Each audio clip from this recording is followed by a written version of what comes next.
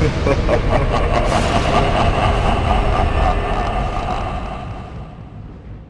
guys and gals, Never here from Drake Wing Gaming, and subbing now on Twitter the Gaming Dragon. Today I'm coming back at you with another Let's Play episode of Roads Yet Traveled.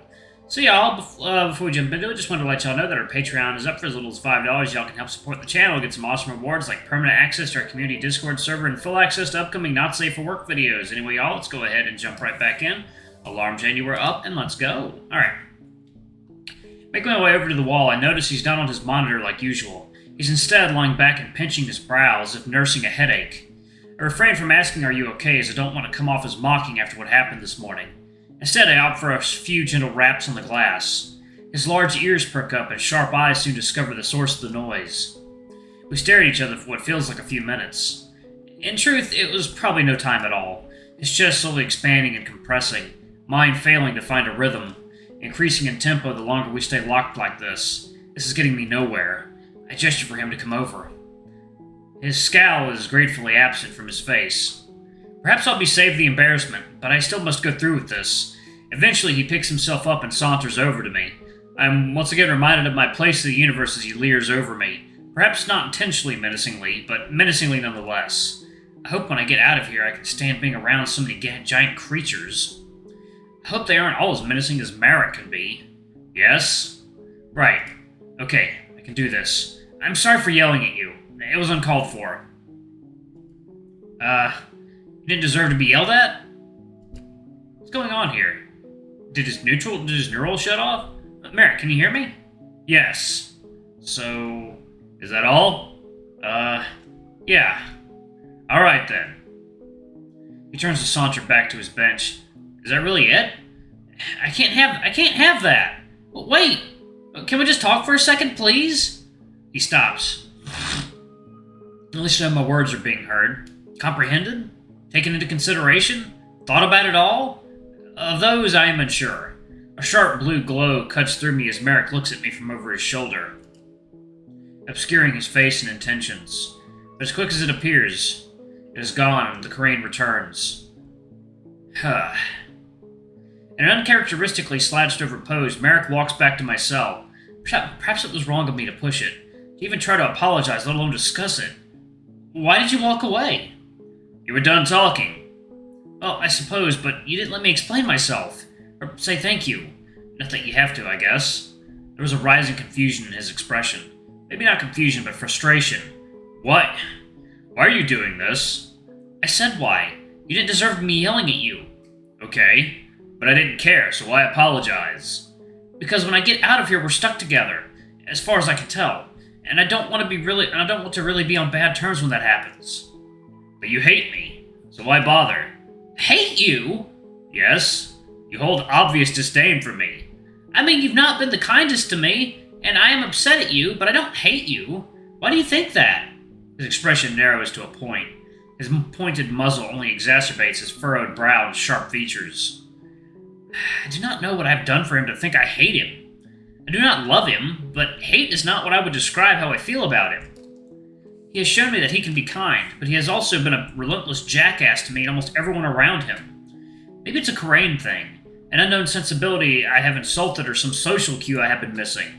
Without a tail or expressive ears, I fear I may never be able to truly communicate with these creatures. His thoughts come to fruition and he finally answers my inquiry. What do you mean, why?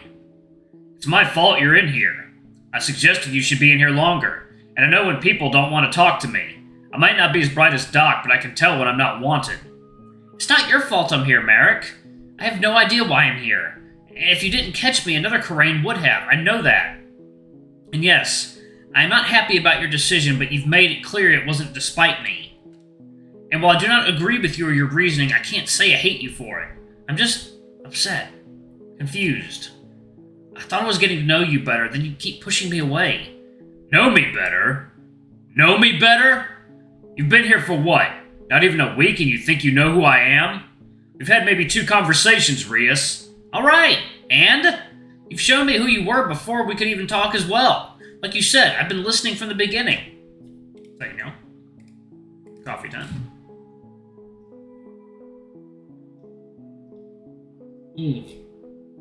Coffee done. Oh God, sneeze. Ugh, goodness. Damn allergies. Like you said, I've been listening from the beginning.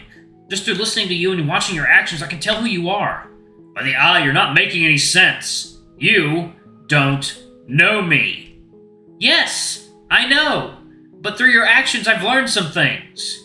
Which is why I'm so confused by you. You'll do something nice and then the next day I just act like a jackass. Well, what do you want from me? I'm doing my damn job. I wasn't trained to pup sit. I don't know how to deal with you. I'm sorry my decisions upset you, but I told you why I made them. This isn't just about that. Just, when you read to me when I was sad, was that just to get me to shut up, or were you being genuine? And when you decided to not bring the wall back, was that because you knew I was listening or something else? I was just asking. Why is it always so back and forth? Look, you don't have to answer, but I don't hate you, Marruk. I don't know how to feel about any of this. Not you, not this place, not even the others. And I know I've also been back and forth a lot. It's like you said, I'm just some poor kid caught up on whatever the fuck this is. And when I get out of here, I just don't want to be alone. I didn't realize it, but I'm shaking. My hands can't keep still. Whether it's anger or fear, I cannot tell. One thing I can rely on is Marruk for his scowl. It's almost as certain as the sun in the sky. Well, a sun in a sky, I suppose. But his expression is faltering. No scowl, but an unknowable emptiness. An almost expressionless muzzle. Although somehow different from his earlier visage. At least I believe it to be so. I still want to bring up other topics, such as his disdain for Rune. But I do not feel now is the right time. There will be a time, of that I am sure, but not now. It's still impossible to read what he is thinking. I'm just hoping I didn't make this worse somehow. So you don't hate me? Even though I put you here and tried to keep you in here longer? No, I understand you have your reasons, even if they stress me to think about it. But I don't hate you. I know you've noticed I am not doing well in here. I even told you so much. I even told you as much. So your actions have just been hard for me to reconcile. Right. I do wish you consider how I must feel during all this. You know I am unwell, and yet you still act as you do.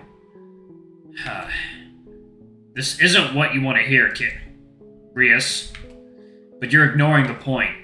I made that decision to keep my people safe. The crew, I know. Not you.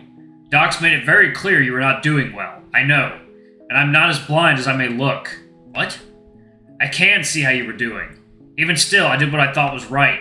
I will not apologize for that. For my other actions, I will concede they may not have been as much in the right. But as I've said before, I'm doing my job and I will continue to do so. Okay. Maybe there's no getting through to him. I don't know what I wanted anyways. An apology? I was just trying to say sorry for yelling at him. This is really too much for it to be so early in the morning. Pinching my brow and trying not to make it worse, I wave him off with a half-assed okay, and hope we can drop it for now. Maybe it's just how he is.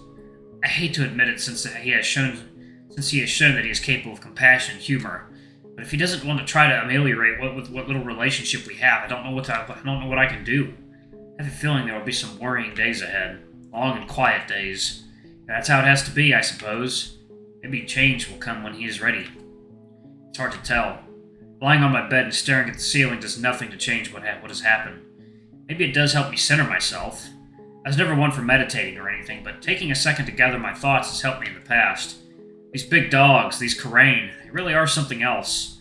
Not human, but scarily close. Their mannerisms are so similar. Their speech, tools, everything. I suppose I'm lucky I somehow ended up here, and not with some horribly alien race. Yet I still feel out of place. You know? One time?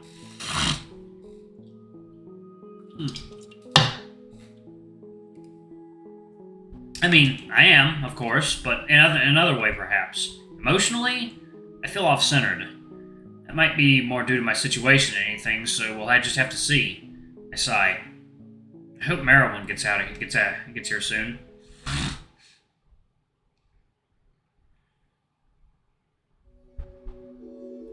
After lounging about in a few equally uncomfortable positions, the door finally opens. I can hear his footsteps. Paw steps from here. Now this is a Karain I want to know more about. Learn how he ticks. A slightly disheveled Marrowin walks into view. He looks like he hasn't stopped working since I last saw him, and yet he still delivers a mirthful of moderately energetic greeting. Good morning, Rias. Marruk, I hope you slept well. Today's an important one. That's funny coming from you, Doc. Ah, yes. I have been quite busy. But don't worry, I'll be perfectly ready for tonight. I promise. He shoots me a reassuring wink as he enters the cell. At least I think that's what it was supposed to be. So, how was your morning, Rias? Are you excited to be out of here? Considering how my morning went, I can't help but feel Doc might have been doing a little spying. These questions feel like landmines. I try to feign at least a somewhat cheery disposition, knowing that Doc can probably see through it with ease. Oh, yeah, I'm really excited to be out of here. How about you, though, Doc? You sure I won't be in the way? Oh, nonsense. There's plenty of room for you. In fact, a good amount of my personal research will be solely focused on you now. Yeah, that makes sense. It's not surprising that they want to further the research into me. I feel bad I can't tell them anything really interesting. I hope I'm worthwhile to study, I guess. Maybe I can put lab rat on my resume. Hey, speaking of, Doc, any idea where they'll be staying? What do you mean? Like, location, upper decks, lower, executive? Oh, of course. Last I heard, the captain is still figuring it out. She'll get back to me before the release, I assure you. Get back to you, huh? Sounds about right. Right. Well, yes, that should all be taken care of soon. I'll deliver her instructions tonight before we take Rias into our direct custody. It will help if Rune is here as well, so we do not need to relay the information more than once. He just nods and gets back to work. Doc finally sits down and puts the tray between us, smiling and offering me some food. It's really been a strange few marks, but I'm glad he's here. I can't wait to spend more time with him in a less restrictive setting. Maybe he can show me around the ship. While I eat my breakfast, I notice he's still taking more notes, and I realize I've never really asked what he's writing. Hey, Marrow? Yes? Can I ask what you're writing down? Oh, it's not much. A few notes on your habits, mannerisms, repetitive actions I see you take. Sorry if that's perhaps strange, but I'm sure it will help my research in the future. Of course, Doc. Signal, water 10. Alright, y'all, and we are back. Of course, Doc. Write all you want. I was just curious. You can ask things, too, if you want. You notice anything interesting? Oh, about how you eat porridge? Not in particular. Yeah, maybe not about that. He continues to write nonetheless, though. It makes me a bit self-conscious, to be honest. I feel like I'm doing something embarrassing or wrong. Like, I'm somehow eating wrong. So, Doc, can you tell me more about the station we're on? What would you like to know? Nothing particular, I guess. Just anything interesting. I only really know that it's kind of big and has some amenities. Some what? Oh, sorry. Like nice rooms. Like the library and the pool. Oh, okay. Well, I can tell you that the station has been in use for some cycles now, and was expanded upon many times. Although I'm not sure how helpful its history will be to you. No, that's fine, Doc. It's interesting. Oh, well, I'm glad you find it so. Most of the crew live in small complexes housing a few workers each.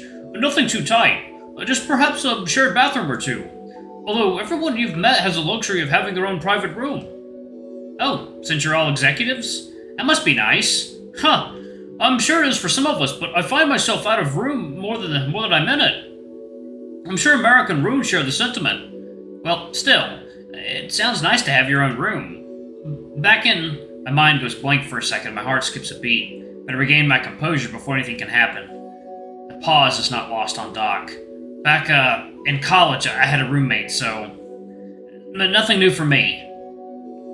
Are you alright, Rias? Yeah, I'm fine. Sorry, I just... I didn't think I'd be bringing that up so casually so soon. It's alright if you want to talk about it. Just as it is alright if you do not. A fledgling smile creeps onto my face. Maybe talking about it will help. At least parts of it. Thanks, Doc. Maybe a bit, if that's okay. Of course, Rias. Go at whatever pace you need. I heard from Marruk you are a student. A student explorer at that. May I ask what you were studying? English? So, language and writing. What was that first word? And writing? How fascinating. Alright, y'all, I'm gonna go ahead and pause it right there. Thank y'all so much for watching. Don't forget to like, comment, subscribe, ring that notification bell, and check out our Patreon if you can. It always helps. Anyway, I love you all. I'll see y'all in the next video. Bye-bye!